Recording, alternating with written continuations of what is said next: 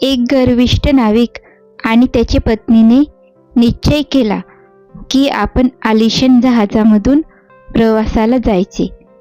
नाविकाच्या पत्नीने आपल्या आवडत्या कुत्र्यालाही बरोबर घेतले. जेव्हा ते समुद्रात फिरत होते तेव्हा भीषण तुफानामुळे त्यांचे जहाज समुद्रात उलटले. पती पत्नी दोघेही समुद्रात पडले आणि बुडाले. सुदैवाने कुत्रा वाचला. त्याला एक डॉल्फिन किनाऱ्यावर घेऊन जाऊ लागला. कुत्रा डॉल्फिनच्या पाठीवर बसून एका बेटाच्या किनाऱ्यावर पोहोचला. माशाने त्याला विचारले, तुला हे ठिकाण माहीत आहे का?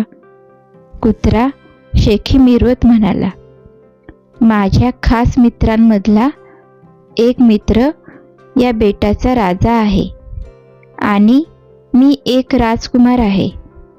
डॉल्फिनला माहीत होते की या बेटावर कोणीच राहत नाही.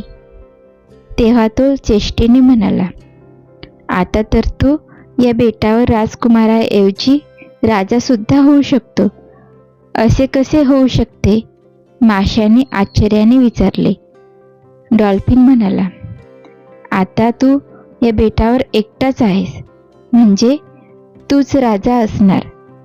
कुत्र्याचा चेहरा पडला.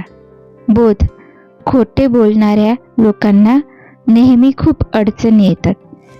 तुम्हाला ही गोष्ट आवडली असेल तर चॅनलला लाईक करा आणि अशीच नवीन नवीन गोष्टी ऐकण्यासाठी चॅनलला सबस्क्राईब करा. धन्यवाद.